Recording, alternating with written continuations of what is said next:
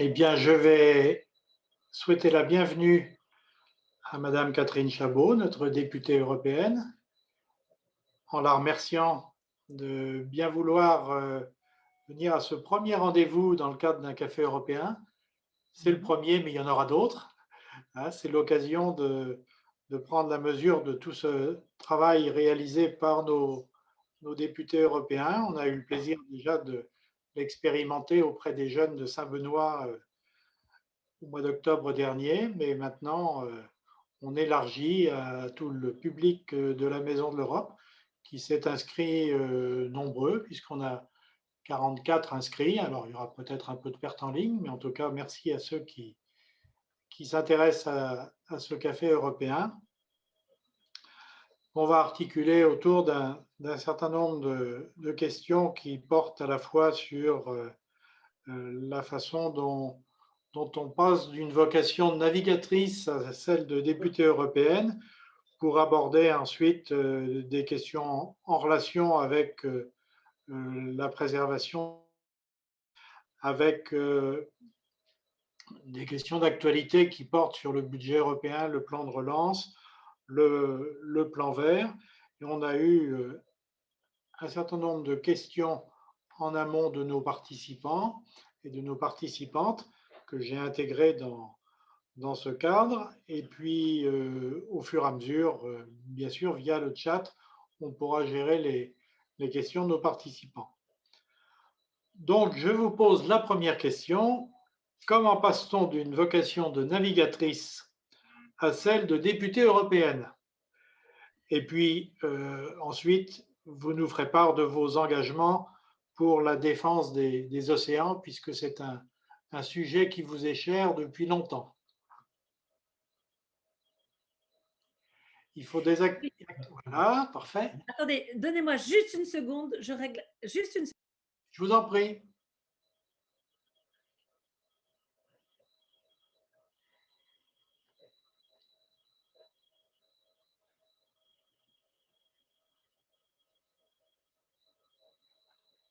Pardonnez-moi, je réglais un petit problème domestique. Je Euh, vous en prie. alors, comment je passe d'abord, bonjour à tout le monde et merci de m'accueillir. Comment on passe de député européen à… Non, de navigatrice à député européen, je pense que l'inverse n'est pas forcément évident non plus. Pour tout vous dire, donc moi j'ai la course au large pour moi, ça a été entre 91 et 2002 à fond, même si pendant les 10 années qui ont précédé, j'étais à la fois journaliste et déjà un peu navigatrice. Mais depuis 2002, on va dire que j'ai décidé de m'engager globalement sur les questions de développement durable à cause notamment des déchets que j'avais pu voir en mer. Ça a été ma motivation, mais aussi j'avais vu que la mer était riche, mais qu'elle était aussi très impactée. Et puis, on va dire que depuis donc presque 20, enfin 18 ans maintenant, mon engagement s'est d'abord exprimé j'ai repris ma casquette de journaliste, qui était mon premier métier, où j'ai participé, j'ai fait des émissions sur l'aventure et des chroniques développement durable sur Europe 1.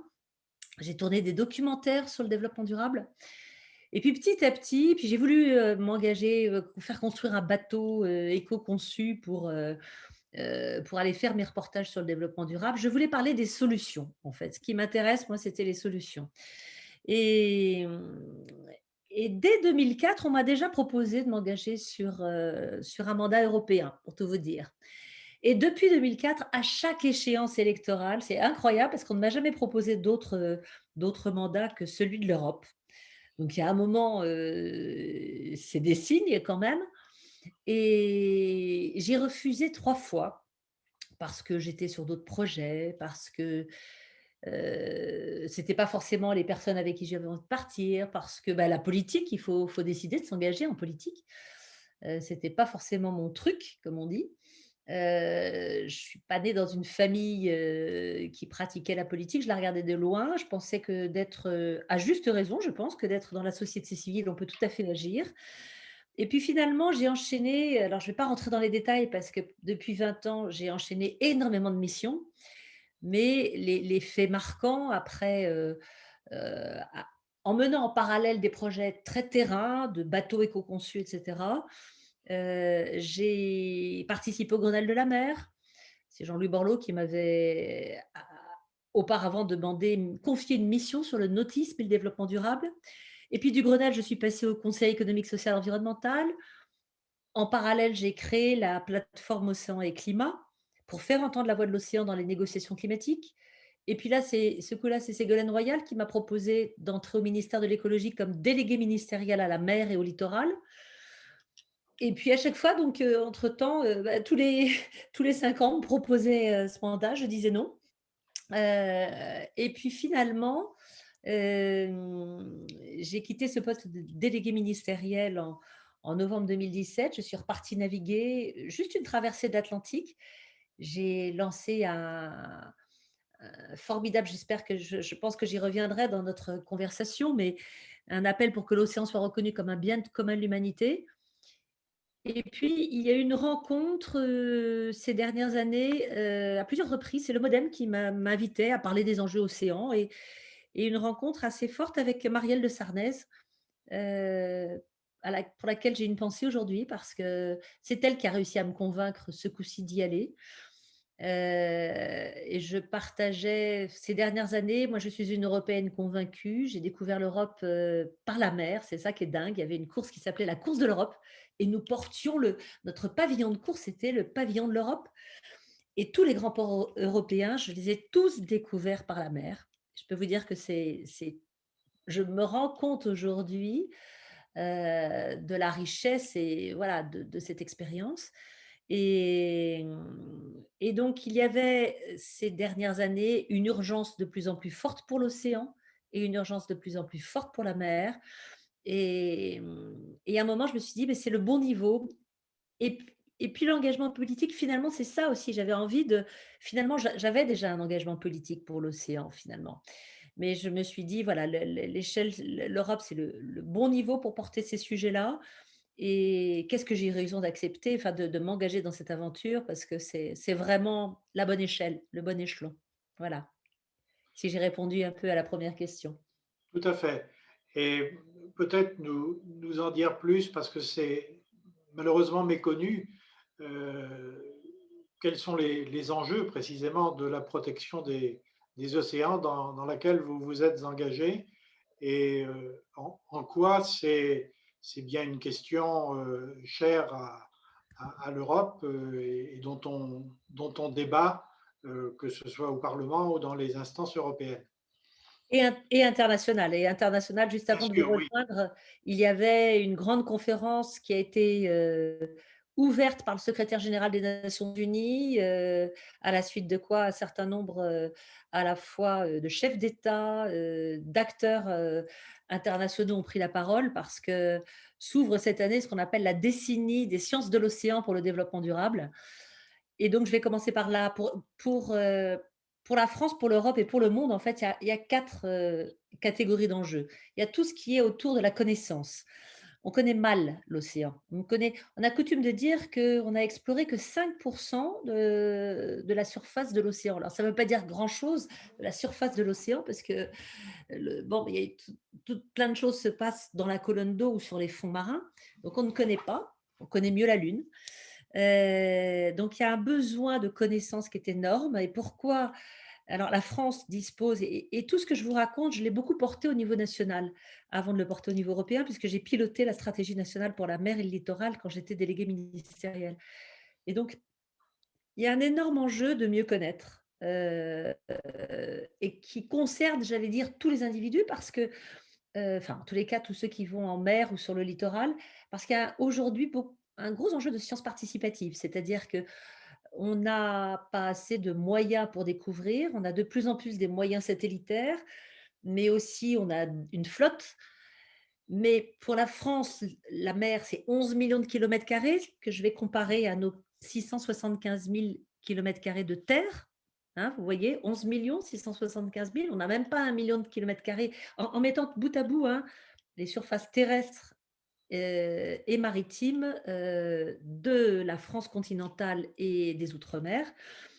Heu, Côté européen, c'est 19 millions de kilomètres carrés de mer pour 4,5 millions de kilomètres carrés de terre. Donc il y a déjà un énorme enjeu en termes de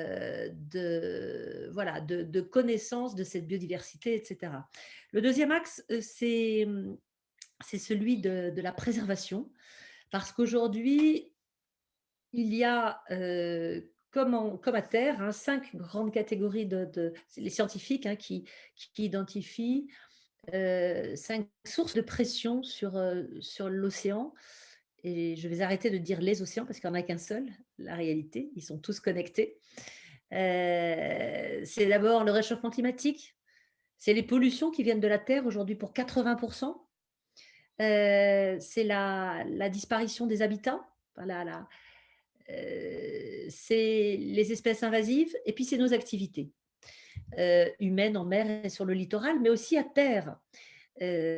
Parce que et c'est ça tout l'enjeu d'ailleurs j'en reparlerai de notre océan bien commun, il y a un véritable enjeu pour faire comprendre que vous tous qui êtes en train de m'écouter, vous avez un lien avec la mer, parce que la mer vous fournit la moitié de l'oxygène que vous respirez. Il y en a qui disent, il y a un poumon vert, la forêt, enfin, on va dire les écosystèmes verts enfin, terrestres, et un poumon vert et un poumon bleu qui est l'océan, notamment grâce au plancton, qui recouvre, enfin qui est dans l'intégralité des espaces aquatiques. Mais aussi, il y a des écosystèmes côtiers comme les mangroves, les herbiers, les marais salés, et cetera, qui fournissent beaucoup d'oxygène. Et puis l'océan vous concerne aussi parce que, eh bien, tout ce que vous n'allez pas, toutes les émissions, vos émissions de CO2, elles vont impacter l'océan. Et là, en ce moment, et puis tous les déchets que vous allez pouvoir, que vous ne mettrez pas dans un tri sélectif ou qui partiront, dans la nature, un jour, ils vont se retrouver à la mer. C'est 80 millions de tonnes annuelles de déchets dans l'océan aujourd'hui. Moi, on en parle enfin, mais les premiers déchets que j'ai vus en mer, c'était il y a 30 ans, sur ma première traversée de l'Atlantique en solitaire, 91. Et la première fois qu'on a vaguement entendu parler du sujet, c'est grâce à une expédition dans le Pacifique qui a traversé, ce qu'ils ont appelé à tort un continent de plastique. J'ai dit à tort parce que si ça avait été un continent, ça aurait été beaucoup plus facile.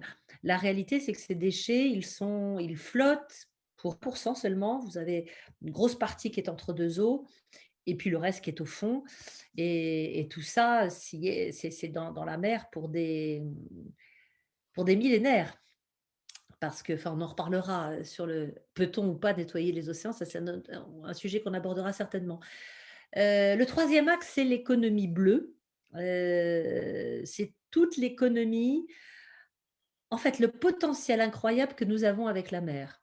On a bien évidemment, ça n'est pas uniquement la mer, ça n'est pas uniquement la pêche, le transport maritime, la marine nationale ou les vacances passe au bord de la plage. D'un point de vue économique, la moitié du chiffre d'affaires lié à la mer, c'est quand même le tourisme. Donc ça, on n'y pense pas.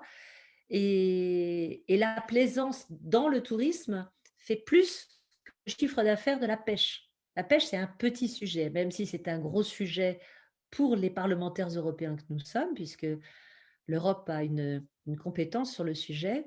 C'est un petit sujet d'un point de vue, on va dire, de ressources économiques, mais c'est malgré tout un enjeu absolument primordial pour une partie de nos concitoyens. Et puis ça nous nourrit quand même, hein, je veux dire, la pêche.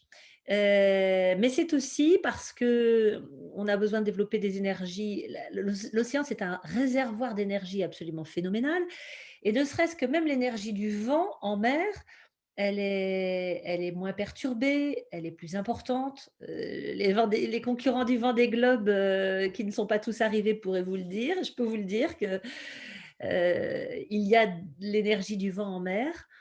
Il y a aussi l'énergie de la mer, heu, toutes les différentes formes d'énergie marine, et pas uniquement l'éolien offshore, mais aussi les hydroliennes qui utilise l'énergie des courants, l'énergie thermique des mers, qui utilise le différentiel entre la surface et la profondeur, différentiel de température.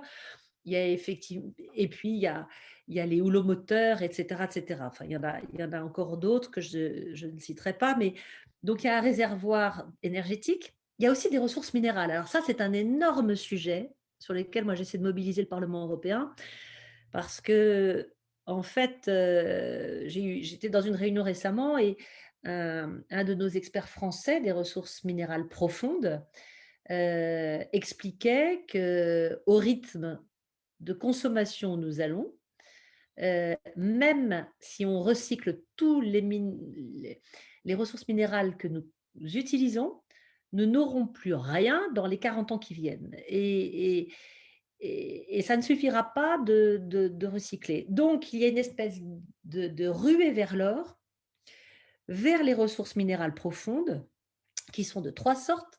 Il y a ce qu'on appelle les nodules polymétalliques qu'on trouve dans les plaines abyssales, qui sont ça ressemble à des boules de pétanque et vous avez des ressources minérales qui sont agglomérées là-dedans. Vous avez tous les minéraux autour des sources hydrothermales. Donc le long, vous savez, des failles océaniques, vous avez de l'activité sismique, etc. Et là, vous avez des espèces de fumerolles qui sortent des entrailles de la Terre. L'eau de mer rentre à l'intérieur, etc. Puis ça rejette tout ça. Au milieu de tout ça, vous avez des terres rares, vous avez plein de choses. Dans un endroit qui est, d'un point de vue écosystémique, particulièrement riche, parce que on l'a découvert ces dernières années. Il n'y a plus de photosynthèse, il y a de la chimosynthèse, mais il y a de la vie dans les profondeurs, etc. Éventuellement, j'y reviendrai parce que c'est un gros sujet. Et puis, il y a une troisième source minérale, les encroûtements cobaltifères qui sont autour des monts marins. Voilà. Donc, il y a un énorme enjeu autour des ressources minérales profondes. Il y a un très gros enjeu autour des câbles sous-marins, puisque l'intégralité, je crois qu'il y a 0,1% qui ne passe pas par la mer, mais tous nos câbles Internet pour les liaisons internationales passent par la mer. Vous avez bien évidemment l'enjeu du transport maritime que j'aurais dû citer dans les premiers, puisque aujourd'hui, 90% des objets que vous avez autour de vous sont passés par la mer. C'est ça qu'il faut se dire, c'est dingue.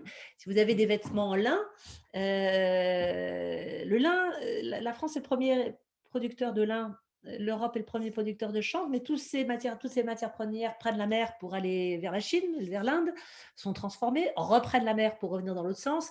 Et puis, je vous cite un exemple, mais c'est vrai de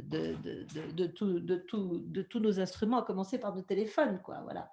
Et donc, il y a des enjeux aussi géostratégiques énormes parce que l'Europe, et ça, on ne devrait plus présenter l'Europe quand on présente une carte de l'Europe, il faudrait arrêter de présenter la carte de l'Europe continentale. Quand on présente une carte de la France, il faut arrêter de présenter la France métropolitaine. La réalité, c'est que l'Europe est partout grâce à ses régions ultrapériphériques et grâce aussi, enfin, à son influence dans toutes les régions océaniques du globe. Elle peut être présente partout et elle a vraiment de l'influence. Donc, voilà, des enjeux absolument colossaux. Et le quatrième axe, et puis j'ai été un peu longue, mais je pense que c'est important de rappeler tout ça. C'est pour ça que je me suis engagée, c'est pour les partager, donc je les partage. Le quatrième axe, c'est la gouvernance nationale, européenne, mondiale de l'océan. Qu'est-ce que ça veut dire? Ça veut dire que c'est un sujet qui est tellement vaste, que c'est aussi un sujet culturel, parce que je ne l'ai pas évoqué, mais je pourrais parler de l'archéologie sous-marine, de nos champs de marins, de nos bateaux patrimoniaux, etc. Et donc, finalement, la mer, elle est dans tous les portefeuilles ministériels et elle est dans tous les portefeuilles de la Commission européenne. Et elle est normalement dans toutes les commissions aussi du Parlement européen. Donc, une énorme frustration de ma part, parce que la mer, elle est nulle part. On l'a identifiée un peu dans la pêche. Voilà. Mais voilà les enjeux que j'essaie de porter en essayant, et je conclurai là-dessus, c'est parce que c'était mon slogan de campagne électorale, pour moi, l'Europe renaîtra de la mer. aussi. Si on veut faire aimer, pour lutter contre ce désamour de l'Europe, il faut sensibiliser les Européens à la mer, mais aussi si elle investit, sur sa dimension maritime, eh bien, ce sera pour elle une manière de s'exprimer, de trouver sa place entre, la Chine et les États-Unis, pour ne pas les citer. Voilà. Longue réponse, mais gros sujet. Merci de nous avoir sensibilisés, c'est vrai, à ces aspects dont on parle peu, malheureusement, et on mesure les enjeux à travers ce que vous nous avez touché du doigt. Alors, je vais passer à quelques questions de notre chargée de mission, Carole, qui va nous ramener d'abord au Vendée Globe sur la technologie des IMOCA, ces bateaux du Vendée Globe, et en quoi cette technologie navale permet-elle une meilleure prise en compte de la santé des océans. Et on en parle peu. Comment les médias s'en font-ils ou devraient-ils s'en faire le relais? Alors plusieurs questions. Donc les IMOCA, attendez parce que je les avais, pardonnez-moi, parce que vous avez plusieurs questions dans une, hein. Les technologies du Vendée Globe, ouais et comment les IMOCA peuvent contribuer à une meilleure prise en compte de la santé des océans et comment les médias s'en font-ils le relais? Pardonnez-moi. Le les Rappelez-nous IMOCA, ce que c'est que des IMOCA, parce que tout le monde oui, ne l'a pas en alors mémoire. voilà, les IMOCA, en fait, c'est le nom de la classe des bateaux du Vendée Globe et IMOCA, ça doit être, International Monohull Offshore, le O, c'est offshore, le K, c'est, Cruising, Association. D'accord. Voilà et donc c'est grosso modo, c'est l'association. Moi, j'en ai été membre de l'IMOCA et maintenant ces bateaux-là, on les appelle les IMOCA. Et donc ce sont des bateaux qui, sont incroyables parce que ce sont des monocoques donc qui font 18 mètres de long, 18 mètres 28 exactement, 60 pieds, c'est la longueur, qui sont et parce qu'on est dans un milieu qui est extrêmement, on est dans un milieu très innovant. C'est des bateaux qui sont de plus en plus rapides, et puis de plus en plus, on se rend compte, d'abord parce qu'il y a une génération de marins qui arrive, qui s'intéressent de plus en plus aux questions de préservation de l'océan et cetera. Comme on manque, comme je disais tout à l'heure, de support, de gens qui vont faire de la collecte de données, et bien de plus en plus les skippers décident d'embarquer des capteurs océanographiques. Ils essaient aussi de donner une dimension, on va dire, plus, un peu engagés de leur projet, de ne pas être que des compétiteurs, mais aussi de participer, ils font profiter de leur image, de leur visibilité médiatique pour porter ces sujets et la classe IMOCA sur ce Vendée Globe avait un partenariat avec la Commission océanographique internationale de l'UNESCO. Plusieurs bateaux étaient équipés ou sont encore équipés, de capteurs ou plusieurs marins ont mis aussi des balises, d'observation océanographique à la mer. Moi, je l'ai fait plusieurs fois. Alexia Barrier qui navigue sur mon ancien bateau, alors j'en suis très fière, hein, parce que c'est un bateau que j'ai fait construire pour mon deuxième Vendée Globe, qui a été sans doute le plus rapide de sa génération ou l'un des plus rapides. Alors aujourd'hui, il est obsolète, mais malgré tout, il navigue encore et Alexia, participe à ce programme, d'immersion de capteurs océanographiques, en mer. Il y a Boris Herrmann aussi, l'Allemand, qui est arrivé il y a pas longtemps. Alors lui, très engagé aussi depuis plusieurs années et il a des capteurs pour mesurer ce qu'on appelle enfin plusieurs choses, la pression de l'eau, la salinité, la température et cetera et en fin de compte, ça permet aux scientifiques, quand ils ont des données in situ, de comparer ces données avec ce que les satellites leur envoient et éventuellement aussi de les comparer avec les balises qui sont immergées. Il y en a 3000, plus de 3000 à travers le monde de ces balises, qui plongent, qui vont en surface, machin et cetera Et parfois, les scientifiques ne savent pas trop si les capteurs fonctionnent bien, si les données sont bonnes, etc. Donc, ça nous donne des informations sur le climat. En fait, c'est tout simple. Sans ces informations-là, on aurait beaucoup moins de données sur le climat. Les scientifiques qui travaillent sur l'océan, ils font partie des scientifiques de la communauté scientifique du GIEC et qui travaillent sur le climat. Et donc voilà, pour répondre à votre question, ils participent de cette manière-là. Ils sensibilisent aussi. Le gros avantage, c'est qu'ils ont des gens qui les écoutent, ils ont des gens qui les suivent.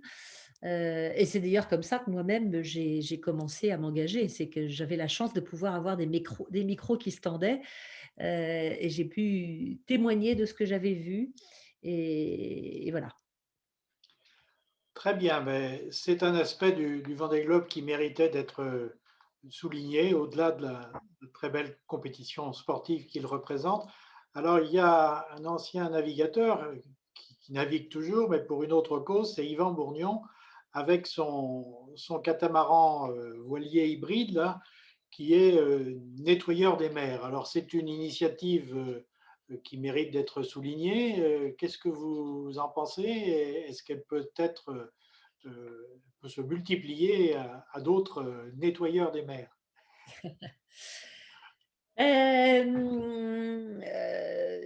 Je vais faire, une réponse, bon, heu, il y a quelques années, j'aurais dit: «Non», d'ailleurs, du reste, il a fait évoluer son projet, Yvan Bourgnon.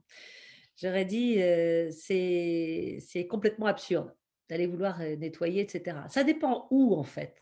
Ça dépend où. Si vous allez nettoyer parce que pour moi, le nettoyage, il faut mettre un maximum d'énergie sur tous les cours d'eau. Il faut d'abord éviter, enfin, il y a toute une approche cycle de vie sur ce sujet. C'est-à-dire qu'il faut éviter de produire des emballages ou des déchets et les faire rentrer dans une économie circulaire. C'est-à-dire qu'en fait, il faut faire en sorte que jamais les déchets ne deviennent sauvages. Parce que si un jour ils deviennent sauvages, ils finissent forcément dans les cours d'eau et donc ils finissent à la mer.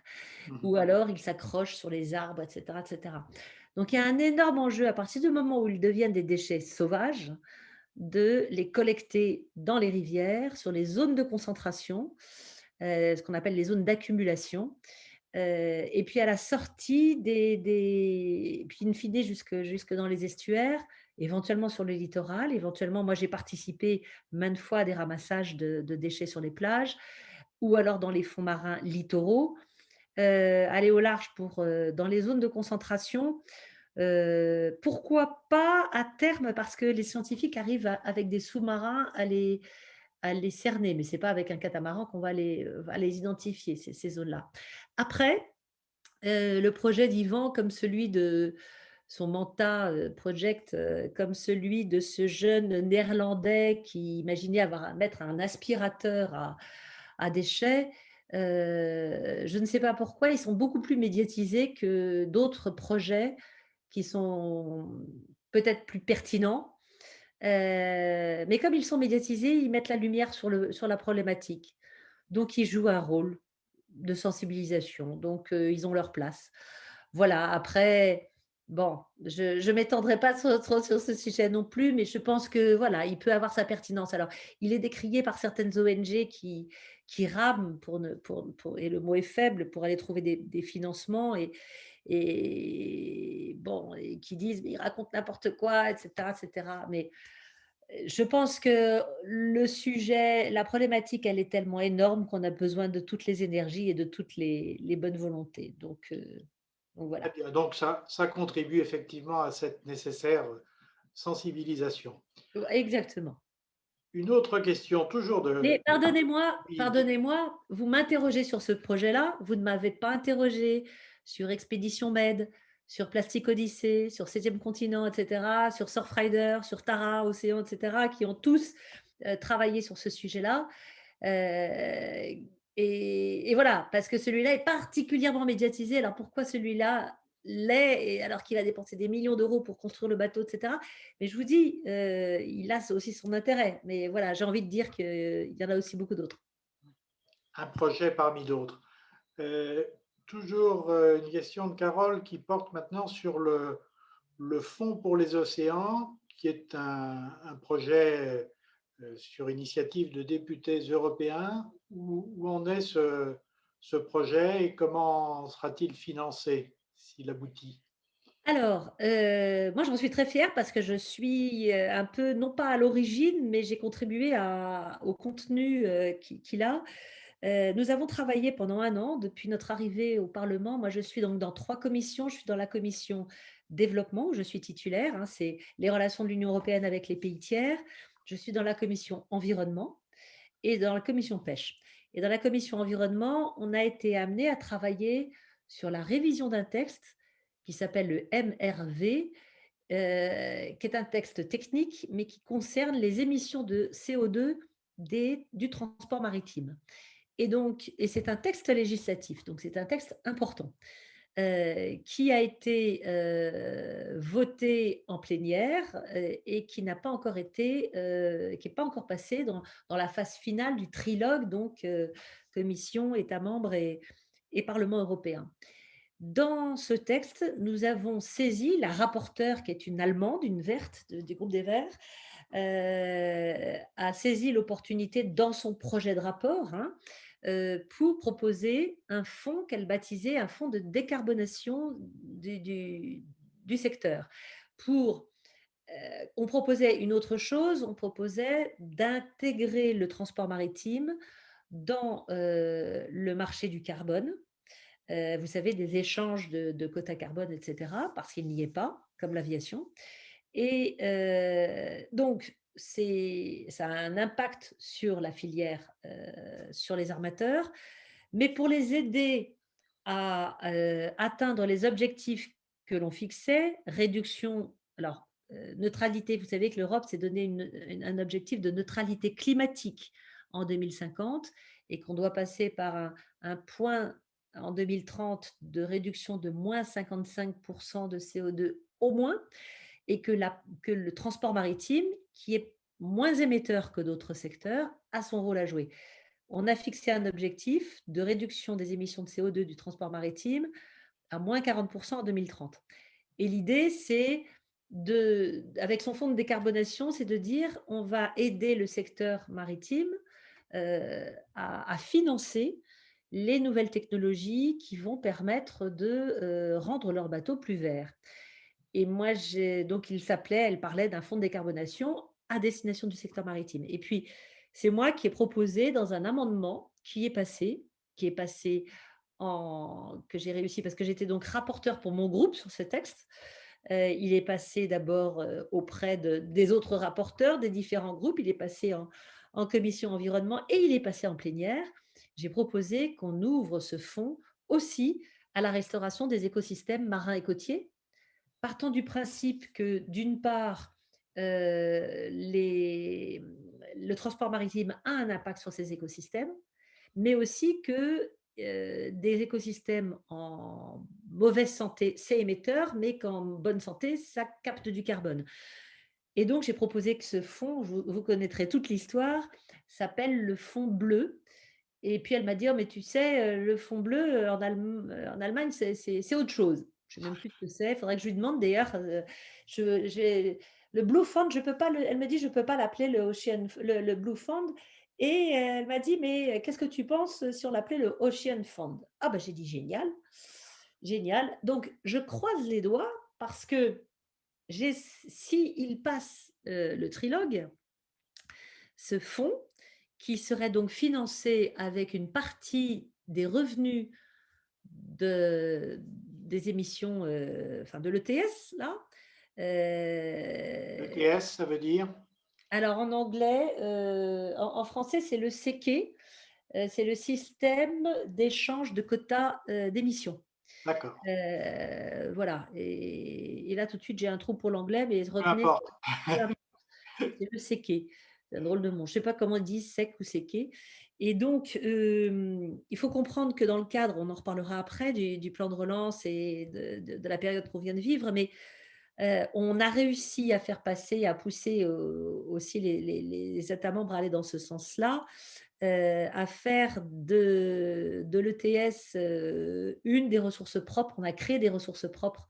Et donc, l'ETS, normalement, donc, il a fallu que je négocie ça aussi avec ma propre délégation Renaissance, parce que normalement, c'est censé aussi financer, enfin, abonder dans les ressources propres de l'Union. Mais ce que j'ai dit à mes collègues, c'est que si on ne flèche pas à un moment des revenus pour le secteur maritime et pour la restauration des écosystèmes marins et côtiers, comme c'est pas dans le scope aujourd'hui de tous les États membres, de la Commission, c'est un peu, mais etc., ou même du Parlement, et il y a un moment, voilà, il faut un peu sanctuariser, enfin, en tous les cas, il faut avoir un fonds spécifique. Et ils ont été d'accord. Et donc, pour répondre à la question, ben, où on en est qu'on attend le trilogue pour voir si c'est maintenu. Et après, moi, je me dis, si on arrive à l'obtenir, j'ai déjà des idées pour financer, pour abonder dans ce fonds, avec des ressources qui viendraient d'ailleurs. Voilà. Notamment, ça pourrait très bien venir de navires qui, pris sur le fait de dégazage au large, Ouais. devraient payer, enfin payent, en tous les cas la France l'a mis au point ça, des amendes très élevées. Voilà. Une question de Guy pour faire suite à ce que vous venez de nous expliquer. Vos collègues parlementaires européens partagent-ils volontiers les enjeux que vous venez de nous exprimer concernant les océans et ont-ils été, bon, puisque ça a été voté, le fonds, c'est qui vous avez été soutenu, mais est-ce que ces enjeux que vous portez brillamment sont largement partagés? Je vais vous dire, par rapport à d'autres sujets qui sont sur la table depuis bien longtemps au Parlement européen, celui-là l'est, mais pas avec une grande visibilité. Et, et il faut souvent la moitié d'un mandat pour qu'un commissaire prenne vraiment, enfin, réalise l'importance des enjeux. Le précédent, elle l'avait réalisé à mi-mandat avec Carmine Nouvella. Celui-ci, pour moi, il l'a réalisé dans sa tête, mais pas forcément complètement dans ses tripes. Et n'en mesure pas. Enfin bon, il y a vraiment un très gros enjeu. Et puis son portefeuille est très large parce qu'il est aussi le commissaire à l'environnement. Et donc, il s'intéresse aussi bien aux questions de politique agricole commune avec son collègue de l'agriculture que à toutes les questions de santé avec sa collègue, etc. Enfin, il a quand même un très, très gros sujet, aux questions d'énergie aussi, etc. Et bien évidemment de Green Deal. Donc, non, enfin, je prends mon bâton de pèlerin. À chaque fois, je vais vous dire, après le Grenelle de la mer, j'étais persuadée que la France entière s'intéressait aux enjeux maritimes. Puis j'arrive au Conseil économique, social, environnemental et je m'aperçois qu'on est allé deux, trois à avoir une casquette, à représenter un peu ces enjeux-là, à comprendre ces enjeux. Et j'ai passé mes 5 ans non seulement à faire un petit peu de l'éducation, de la sensibilisation, j'ai organisé des conférences, etc. Et puis j'ai été porteur d'un gros un rapport et un avis sur le sujet. Et à la fin, je peux vous dire que tout le monde était et au courant et convaincu. Je fais un petit peu la même chose. En fait, j'essaie de faire monter le niveau de la mer dans tous les textes. Et là, donc je me suis, pour tout vous dire, déjà, il fallait que je comprenne comment ça fonctionne, le Parlement européen. Donc j'ai mis, même si j'ai commencé à beaucoup travailler, là, récemment, j'ai organisé un séminaire avec mes assistants et pour travailler sur cette stratégie dans les mois qui viennent, comment accélérer et puis aller monter en grade sur ces sujets. Et ça avance, hein. J'ai eu cette semaine un échange avec le coordinateur en commission environnement, coordinateur de notre groupe. Donc c'est lui qui, c'est un rôle très stratégique hein, dans le Parlement européen, le rôle de coordinateur, parce que c'est lui qui négocie les textes qui sont pour, voilà, quand on doit. Aujourd'hui, on avait une réunion cet après-midi pour savoir quel serait le groupe qui serait rapporteur en chef sur des textes législatifs à venir, etc. On va avoir énormément de textes autour du Green Deal qui vont arriver. Et donc j'ai échangé avec lui, il me dit: «Je commence à comprendre ces enjeux que tu portes, mais je crois que j'ai compris que la moitié, quoi». Donc je dois, à la fois au sein de mon ma délégation, au sein de mon groupe, présenter les enjeux mais j'avance. Donc j'ai 5 ans, hein, un mandat, c'est 5 ans. Je me donne déjà des objectifs à mi-mandat. Voilà. Très bien. Ben, en tout cas, à chaque fois que nous aurons nos rencontres, on, on parlera de cette thématique de telle façon que nos, Merci. nos auditeurs s'en imprègnent.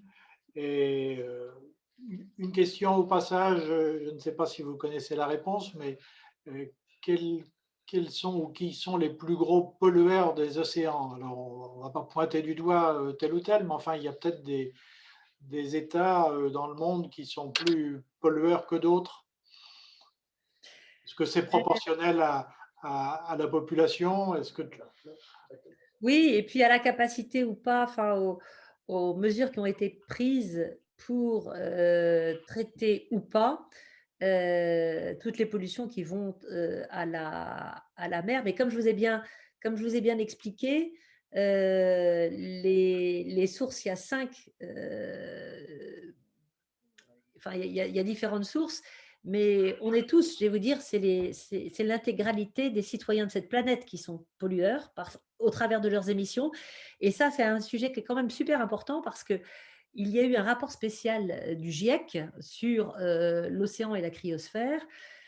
Et s'il n'y avait pas, il faut vous dire que l'océan absorbe enfin depuis toujours, mais absorbe notamment depuis le début de l'ère industrielle, 93% du surplus de réchauffement de la planète dû à l'effet de serre. C'est-à-dire que s'il n'y avait pas l'océan, la cha le réchauffement de la planète serait mais bien plus grand.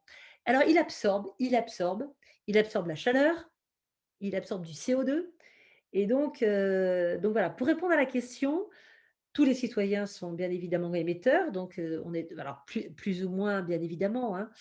Heu, il y a des pays qui il y a la problématique des déchets, si elles ils sont pas il y a bien évidemment les pays asiatiques, hein, vous avez certainement vu ces images, absolument terribles, que ce soit en Indonésie, enfin, en Birmanie ou ailleurs, enfin de côtes, de rivières qui sont ou en Afrique, hein, qui sont, envahies par les déchets. Et tout ça, ça finit à la mer. Donc voilà, la Méditerranée est particulièrement polluée et vous savez, on a un système mais nous en France, on en a eu comme ça. Vous savez que vous avez des pendant longtemps, on avait nos et on a toujours d'ailleurs, hein, nos comment ça s'appelle? Nos zut, je ne trouve plus, c'est pas des décharges à ciel ouvert oui, qui étaient au bord de la mer. Donc vous imaginez, un petit coup de vent, une petite, les jours où la rade de Marseille est la plus polluée, c'est les jours de pluie. Les jours, parce que ça lessive complètement et cetera. Bon, aujourd'hui en Europe, on a des législations qui nous permettent de réduire ces impacts-là, mais on a encore du boulot à faire. Mais voilà, vous avez je pense que la mer la plus polluée au monde est la mer Jaune, entre la Chine et la Corée. Mais je pense que les pays asiatiques, voilà, c'est voilà et puis après, bah, tout ça, ça part, une dernière question avant d'aborder le budget et le plan de relance. Euh, le Brexit et les accords sur la pêche, je sais que vous serez au Sable d'Olonne très bientôt pour en parler. En deux mots, vous l'avez souligné tout à l'heure, on a surmédiatisé des deux côtés de la Manche cette question de la pêche pour des raisons probablement politiques, alors que les enjeux économiques, même s'ils sont importants pour ceux qui sont concernés, mais vous l'avez souligné tout à l'heure, la pêche, même si c'est tout à fait estimable en termes d'enjeux économiques, c'est moins important que beaucoup d'autres, mais pour autant, que doit-on retiré. Et que dire à nos pêcheurs de cet accord sur la pêche dans le cadre de l'accord sur la sortie du Royaume-Uni de l'Europe? Oui, moi d'abord, je peux vous dire que, on peut se féliciter parce que d'abord notre négociateur Michel Barnier et on va dire que tout le monde s'est véritablement mobilisé pour que les pêcheurs soient pas la variable d'ajustement de cet accord. Donc et notre délégation s'est beaucoup mobilisée, je peux vous le dire, notamment Pierre Karleskind, qui est à la fois le président de la commission pêche aujourd'hui, et qui est breton lui, et avec qui je serai, puisque je serai, vendredi au Sable d'Olonne avec Pierre Karleskind et Valérie Hayé, hein. Et donc voilà. Je pense qu'est-ce qu'on peut leur dire aussi? Je pense que ce combat, même peu importe que ce soit relatif, c'est important, je veux dire, ce sujet-là. Hem, Derrière, moi, j'ai vu autre chose. C'est que et ça, c'est le marin qui vous parle, c'est qu'il fallait, les Britanniques, ils ne rêvent que d'une chose, c'est de retrouver leur souveraineté sur les mers. Et pendant longtemps, vous savez, la France et la Grande-Bre enfin, et le Royaume-Uni ont été des adversaires sur les mers avec, on va dire, un avantage, assez marqué plutôt pour les Anglais que pour les Français. Et voilà, donc c'est un sujet qui est extrêmement important pour eux et sur lequel il fallait pas, moi je pense qu'il fallait, comme ça s'est passé, il fallait pas, flancher. Et honnêtement, je crois que ce qu'on a obtenu, est tout à fait favorable, enfin est tout à fait, voilà, ça je pense que ça doit, alors j'ai pas vraiment suivi de près non plus le dossier, mais je sais que, ils sont bien, voilà, le résultat est plutôt bon pour nos pêcheurs. Alors, encore un mot sur le sujet, c'est que pour moi, ce sujet, il est aussi à mettre en relation, avec la nécessité que le secteur de la pêche et de l'aquaculture, a de vivre sa transition écologique. Je pense qu'il y a un énorme enjeu d'avoir une pêche, une aquaculture beaucoup plus durable, et je pense que les aides que vont recevoir les pêcheurs, moi j'avoue que j'ai un peu poussé, enfin dans ce que j'ai pu écrire sur le sujet ou amender, heu, je je crois que c'est le moment d'accompagner les pêcheurs, puisqu'il va falloir les soutenir, bah, de les accompagner vraiment dans la transition parce que très honnêtement, on ne peut pas continuer à mettre autant de pression sur la ressource, même si elle va beaucoup mieux. On s'aperçoit vraiment que les mesures qui ont été prises grâce aux quotas et cetera, et il y a sur certaines, ressources, enfin certains stocks, qui sont vraiment régénérés. Donc on voit que quand on met des mesures de protection, voilà, il y a vraiment des choses, la mer, se régénère, mais pas au rythme, à mon avis, que l'exigent, encore les enjeux. Et je pense qu'il faut vraiment, moi c'est mon point de vue, s'orienter vraiment, avoir plus de pêcheurs, mais moins de bateaux qui pêchent. Enfin, ou alors si, plus de bateaux qui pêchent, mais moins des gros, quoi, voilà. Et surtout, il y a un énorme sujet sur les engins de pêche. Moi, je suis en ce moment rapporteur sur un rapport d'initiative sur l'impact des déchets marins sur les pêcheries, donc pêche et aquaculture. Et donc je m'intéresse à la fois aux impacts, que les déchets ont sur la pratique de la pêche et de l'aquaculture, mais aussi les déchets que les pêcheurs eux-mêmes ou les aquaculteurs eux-mêmes, produisent. Il y a des trucs complètement dingues, hein. On parle, bon, c'est vrai qu'on parle des mailles de filet, c'est un vrai sujet, mais il y a un sujet dont on parle jamais, c'est qu'il y a à peu près une cinquantaine de molécules différentes avec lesquelles sont fabriqués les filets de pêche. Donc quand on va vouloir les recycler, on ne peut pas les recycler tous en même temps. Voilà, quand on est donc il y a ça, enfin il y a et voilà. Mais moi je discute, assez régulièrement, on a discuté, récemment avec des pêcheurs parce que vous savez qu'il y a un gros sujet sur les captures accidentelles de dauphins, qu'on retrouve sur nos plages là, notamment au large des Pays de la Loire, hein. les dauphins.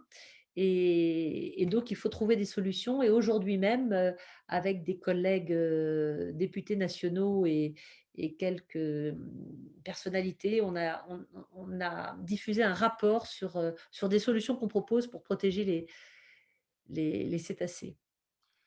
Bien, ben on va quitter la mer et les océans, mais encore une fois, chaque fois que nous nous rencontrerons, nous profiterons de votre présence pour mesurer les avancées dans ce domaine, pour élargir au domaine du budget européen et du plan de relance.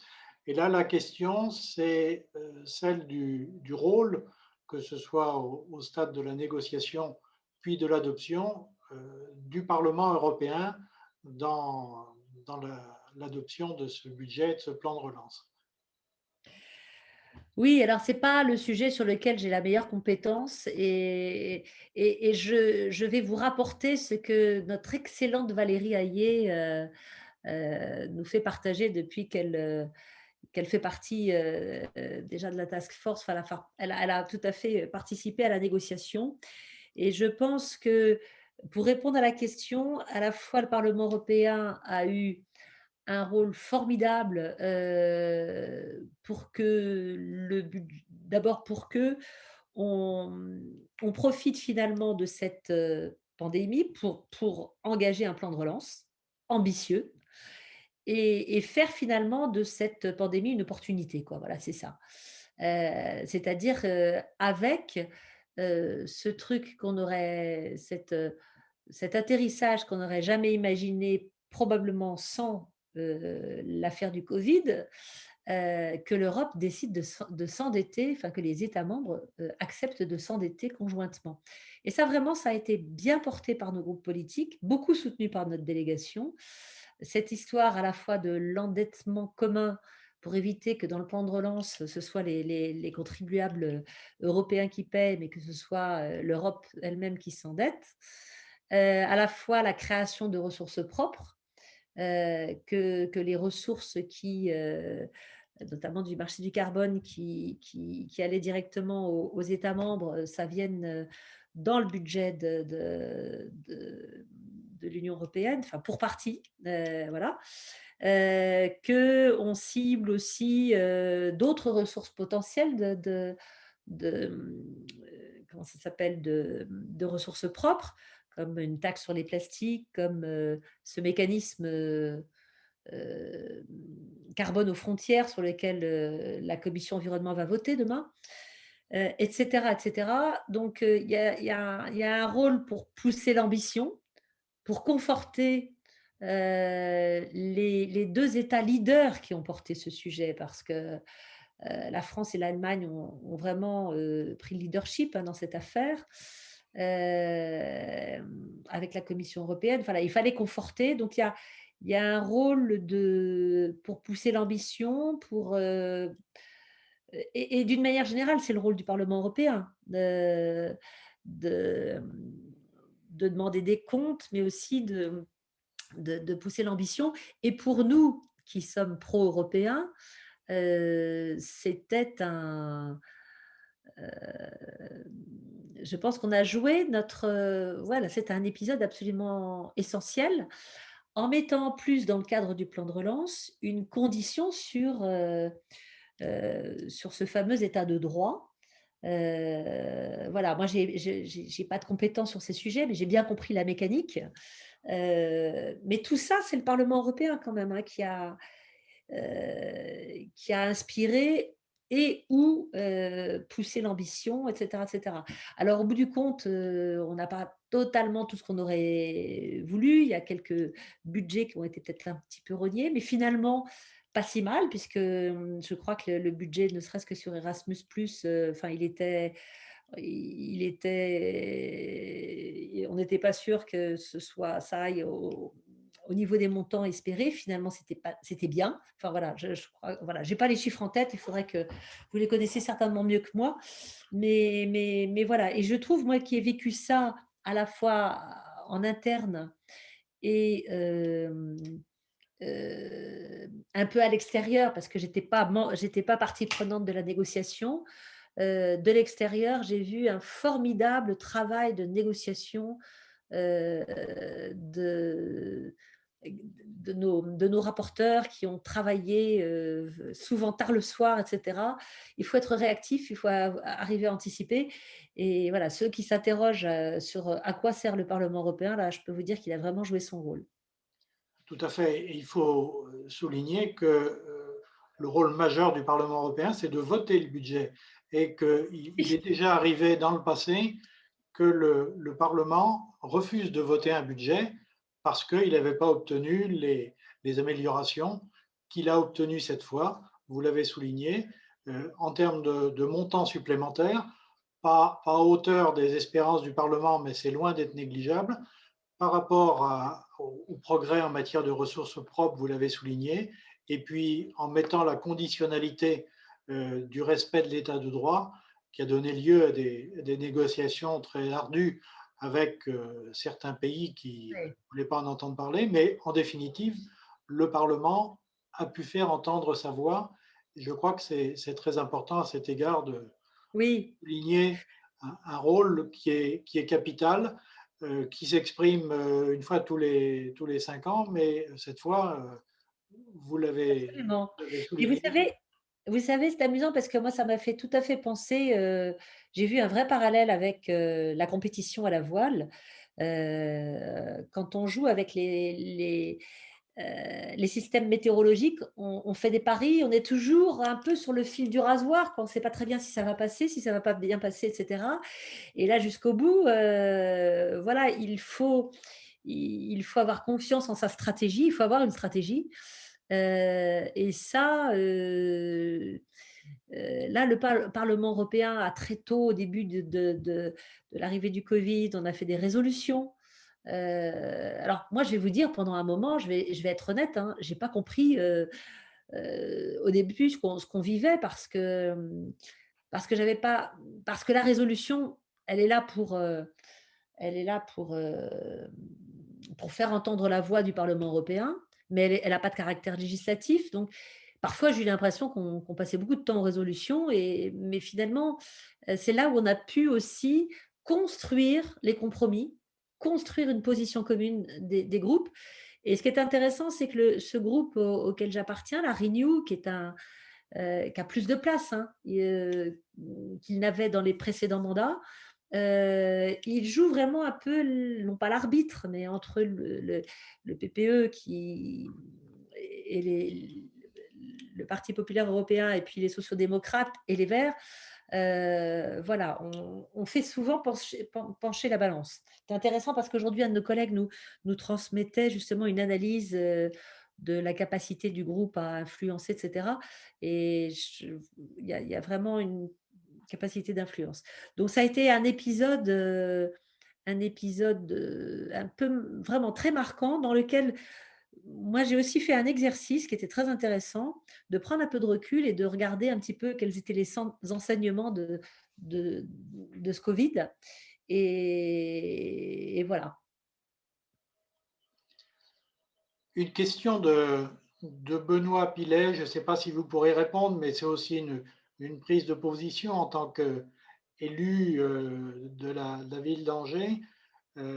60 milliards d'euros sont annoncés pour le plan de relance pour la France, et c'est une première à saluer, alors que la mise en œuvre de la facilité de reprise et de résilience est demandée aux collectivités et États. N'aurait-il pas été opportun de consulter les collectivités ou associations d'élus avant l'élaboration des conditions d'application? Ne serait-il pas opportun de travailler plus en amont avec les acteurs des territoires et en subsidiarité? Peut-être une belle opportunité lors de la future présidence française. Juste une chose, et bonsoir Benoît. Sur les 60 millions, il y en a 40, si je ne dis pas de bêtises, qui viennent du budget de l'Europe. Tout à Donc, fait. donc Et là, c'est sur la concertation et la consultation en amont des territoires sur sur le plan de relance et la mise en œuvre de ce qui s'appelle la facilité de reprise et de résilience, qui est demandée aux Alors, collectivités. oui, mais peut-être que là, vous connaissez peut-être que vous répondrez mieux, mais il me semble que tout ça, ça va beaucoup passer par, justement, par les territoires et notamment par les régions pour, hem et dans les Alors, contrôles. effectivement, il faut souligner que le bras armé dans les États membres en matière de distribution des fonds européens, ce sont désormais les régions, Eh oui. et que dans la mise en œuvre pratique des retombées du plan de relance européen, en tout cas de la partie financée par le plan de relance européen, les régions auront tout à fait leur rôle, un rôle primordial dans la mise en œuvre pratique de la distribution de ces fonds. Donc, je pense qu'à cette occasion, on retrouvera la nécessaire concertation, certes après coup avec les territoires, mais elle aura bien lieu. Mmh. Il y avait une question à laquelle vous avez en grande partie répondu, mais je vous la repose quand même. C'est Agathe qui nous dit: la pandémie a-t-elle créé davantage de solidarité au sein du Parlement ou n'a-t-elle fait qu'accentuer les dissensions? Direct, je répondais dans le chat à Pierre-Louis Guetinel qui posait la question, qui faisait plutôt une réflexion. En amont, le comité des régions de l'Union européenne, sans être décisionnel, a un poids de plus en plus important. Tout à fait, tout à fait. Et d'ailleurs, je devrais plus les rencontrer que je ne le fais. Donc, est-ce que la pandémie a finalement plus rapproché les Européens? Moi, j'ai l'impression qu'elle a. Vous savez, je suis une femme optimiste, donc moi, je regarde. Sur ce type d'épreuve, il y a toujours des bonnes choses à si, si, si, moi j'ai vraiment l'impression de l'intérieur que ça participe énormément. Je trouve que ça joue un effet d'accélérateur, à tout sur plein de points de vue. Comme il y a une urgence, et puis je pense qu'on a joué gros, mais le fait qu'on ait réussi justement à montrer que eh bien, on était capable de s'entendre. Et un autre sujet sur lequel on a été capable de s'entendre, c'est le Brexit, hein, parce qu'on oublie de le dire, mais ça nous a quand même pas mal occupé ces derniers mois. Et le fait que les 27 soient restés unis pendant cette négociation, ça aussi, ça, à mon avis, ça a renforcé l'Europe. Après, il faut savoir que même au sein de notre groupe politique, et c'est vrai aussi dans les autres groupes, hein, il y a quand même des différences de point de vue, et cetera. Il y a une diversité, et à la limite, il faut pas chercher à n'avoir qu'une seule tête, hein. Il y a une diversité d'approches, il y a une diversité de points de vue, et cetera. J'ai quand même l'impression que cet épisode, il a été plutôt, bénéfique. Après, pour reprendre les propos d'une de mes collègues qui s'intéresse plutôt aux sujets sociaux, elle est très inquiète, notamment de la situation des jeunes, bien évidemment de la situation de l'emploi, et cetera. Et il est vrai que, il va falloir qu'on arrive à sortir du tunnel parce que vraiment ce sujet-là est grave. Hem, mais globalement, moi, de mon point de vue, j'ai l'impression vraiment que ça a renforcé un peu la cohésion. Parce que justement, quand on arrive à finalement, défendre, heu, ce qui sont nos valeurs, notamment le respect de l'état de droit, la démocratie, et cetera, hem et ben, on sort renforcé, hein, que vous Tout à voilà. fait. Alors, une précision C'est que, votre point de vue aussi? Je ne sais pas. oui, je crois que cette crise dont vous soulignez à juste titre qu'elle a accéléré tout un tas de tendances d'évolution, a permis à l'Europe, certes sous la contrainte, mais on sait bien que l'Europe ne progresse qu'à travers les crises, de faire des bons en avant considérables dont on a mal pris encore peut-être l'importance, mais vous l'avez souligné, lever le verrou de l'endettement en commun, ça, qui aurait pu penser qu'un jour l'Allemagne l'accepte et là, le couple franco-allemand a joué parfaitement son rôle. Pierre-Louis Gatinel nous rappelle que le plan de relance français, c'est 100 milliards d'euros, dont 40 milliards viendront de l'Union européenne. Pour revenir sur les préoccupations à caractère social, on peut peut-être fonder des espoirs sur la présidence portugaise. L'ambassadeur du Portugal en France, lors d'un récent webinaire, expliquait les priorités de cette présidence portugaise. Elles sont clairement sur la dimension de l'Europe sociale et on peut espérer de cette présidence qu'elle fasse, après avoir bénéficié de la présidence allemande qui a fait faire des pas en avant considérables, et le plan de relance en est un, de prendre en compte la dimension de l'Europe sociale qui est indispensable pour la sortie de crise. Qu'en pensez-vous? Vous fondez aussi les mêmes espoirs Oui, sur la présidence portugaise? oui, oui, oui. Alors, je vais vous dire, je ne vous cache pas que je fonde aussi beaucoup d'espoir, parce que comme c'est un grand pays maritime et qui veut le redevenir, etc., le Portugal a dans ses priorités de présidence d'accélérer et de renforcer ces sujets-là.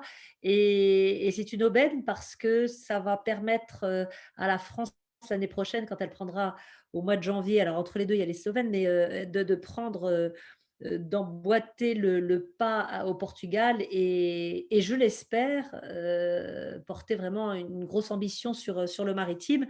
Du reste, le maritime, c'est aussi un sujet social au passage.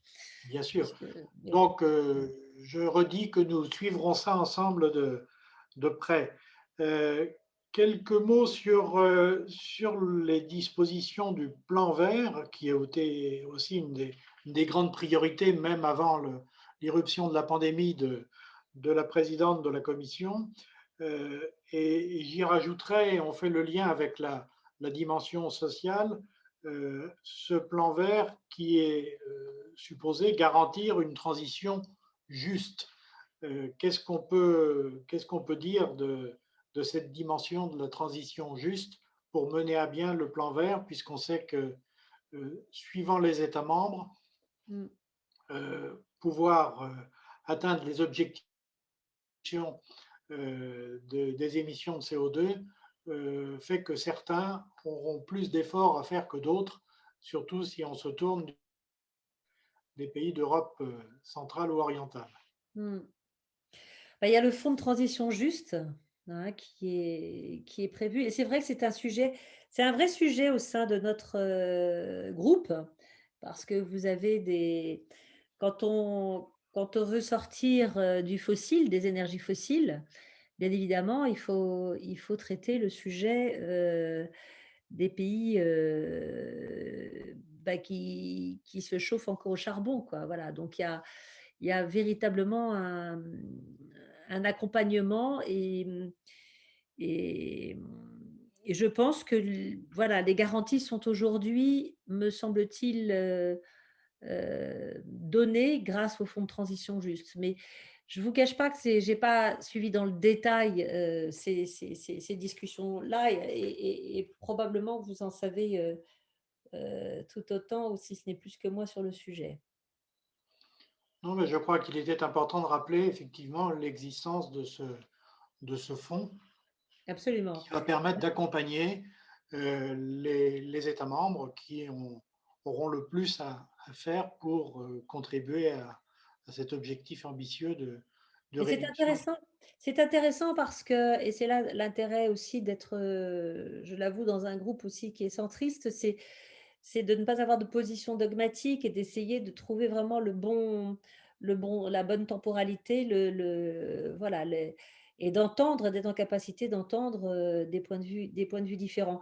Sur la question du Green Deal, ça va nous occuper, sa mise en œuvre, juste pour information, mais j'ai là devant moi l'intégralité et sur plusieurs pages, enfin j'en ai 6 là, sur tous les textes législatifs qu'on va être amenés à voter dans les mois qui viennent. Il y a tout le paquet climat, le paquet économie circulaire, le paquet biodiversité, le paquet santé, et puis voilà, et y compris les questions de pollution des sols et pollution de l'air. Donc ça va, voilà, il y a tout un tas de textes législatifs nouveaux ou qui vont être, revisités, dans le courant de l'année. Ce faisant, nous répondons à une interrogation d'Agathe qui s'inquiétait de savoir si justement l'irruption de cette pandémie ne risquait pas de faire passer au second plan la dimension environnementale. Ce n'est pas du tout le cas puisque vous nous annoncez de nombreux textes à venir et à Mmh. discuter pour la mise en œuvre réelle de ce Oui. plan. Alors il faut qu'on soit vigilant, mais objectivement, je pense que, l'impression que j'ai, c'est, des échanges que nous pouvons avoir au parlement, mais même aussi du débat national, hein, que cette pandémie, elle aura pas du fait du lien entre perte de biodiversité et zoonose, enfin zoonose et pandémie, elle aura sensibilisé probablement, des gens qui voilà, pour qui ça n'était pas un sujet, quoi. Je pense que là, on est touché, c'est d'ailleurs dommage que finalement le climat, ne nous touche que que que lentement à travers voilà, que ça c'est plus lent, le et puis on n'est pas touché nous, êtres humains, directement, sauf quand on fait l'objet, on est victime d'une catastrophe, naturelle, liée au changement climatique, mais c'est pas direct.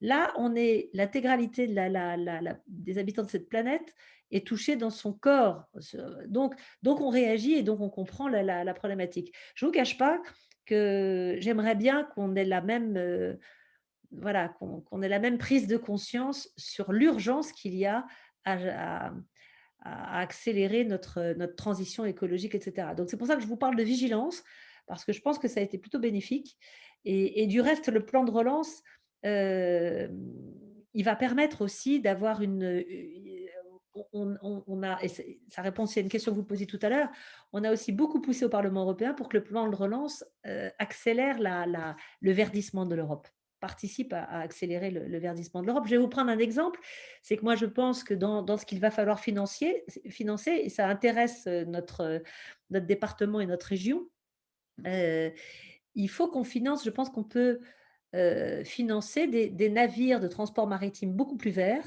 En France, on a une compétence sur le sujet qui vient notamment de la course au large. On peut et ça peut cocher les cases à la fois de la réindustrialisation de l'Europe, du retour à un peu plus de souveraineté, et en même temps la question de la transition écologique, quoi. Il ne faut pas attendre que soit les Chinois qui nous vendent des bateaux ou des Japonais ou des Coréens qui nous vendent des bateaux plus verts, quand ils auront développé les technologies, alors que nous, on les a ici. Voilà. Tout à fait. Vous savez que certaines de nos grandes compagnies maritimes ont pris des engagements de réduction de leurs émissions de CO2 tout à fait ambitieux. Et ça passera effectivement, comme vous venez de le souligner, par des investissements dans des nouvelles énergies, des nouveaux bateaux qui franchiront les mers en polluant beaucoup moins. Mais ça Oui, nécessite des investissements considérables. Et là, le, le plan dont il faut rappeler que c'est bien un plan d'investissement et d'investissement pour l'avenir, et pas pour boucher les trous de budget défaillant, va contribuer fortement à relancer mmh, l'activité. Et il faut souligner à cet égard que quand on parle d'investissement et d'investissement et de subventions publiques, il y a un effet de levier qui fait que derrière, les entreprises, les investisseurs vont parfois doubler la mise. Et quand on parle de 100 milliards d'euros au niveau de la France, on peut espérer que derrière, ça générera une dynamique d'investissement et donc à terme d'emploi qui sera beaucoup plus importante. tout à fait, tout à fait. Donc il faut accélérer. Je vais vous dire, parce que moi je me suis frottée, avec un projet que j'ai porté pendant des années, au plan d'investissement d'avenir. un projet qui a été lauréat des investissements d'avenir dans lequel j'embarquais 15 PME et 5 centres de recherche et finalement ce projet dans son intégralité n'a pas abouti. Alors toutes les innovations ont fini par voir le jour, mais, il y a une vraie problématique de temporalité. C'est-à-dire que les, nos entreprises, quand elles ont besoin d'innover, elles ont besoin rapidement de pouvoir bénéficier, si elles en sont éligibles, elles y sont éligibles, des subventions, qui peuvent leur être allouées. Mais les dossiers, enfin, c'est toujours la même problématique, hein, sont souvent tellement lourds à porter, que voilà, bah, on jette l'éponge et ça vraiment, il faut qu'on s'améliore côté français, hein. Il faut vraiment qu'on s'améliore et alors qu'il y a plein d'emplois à la clé sur tout un tas d'innovations liées à la transition écologique. Vous m'excusez, mais je vois l'heure qui passe, je crois. Est-ce qu'on a fait le alors Écoutez, on arrive on a effectivement, d'autres questions? on arrive au terme de notre entretien de ce soir. Euh, je pense que pour une première, on a balayé très large. On a surtout mis l'accent sur ce domaine qui vous est cher et qui doit nous être cher, qui est la préservation des océans. Et nous ne manquerons pas de, comme je l'ai dit tout à l'heure, lors de nos rendez-vous réguliers, de revenir sur les avancées en la matière que vous portez avec beaucoup de conviction et d'enthousiasme.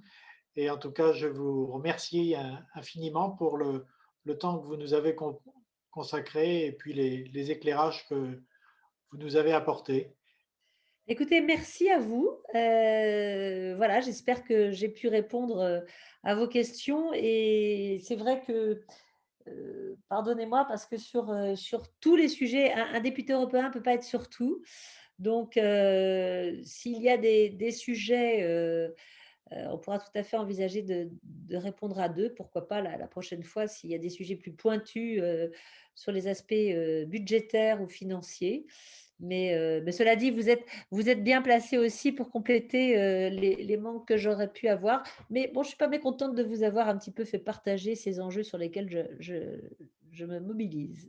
Bien sûr, et puis c'est important d'avoir votre point de vue de députée européenne qui vivait ça de l'intérieur, et même s'agissant des sujets sur lesquels vous n'avez pas une compétence pointue, vous nous avez livré votre sentiment, et ça c'est très important pour nous, grâce à vous, de vivre de l'intérieur ce qui se passe au Parlement européen, quelle est l'ambiance, et donc ça, merci de nous l'avoir fait partager. Et puis, eh bien, à une prochaine fois, nous programmerons une prochaine rencontre, puisque votre intervention s'inscrit dans un programme que nous allons construire tout au long de l'année.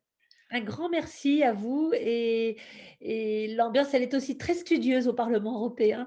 Donc, voilà, je voudrais aussi remercier Benjamin Kirchner qui est mon assistant local et qui avec vous a pu organiser aussi cette rencontre. Je vous souhaite à tous une très, très bonne soirée. Et merci à nos 28 participants qui sont restés fidèles.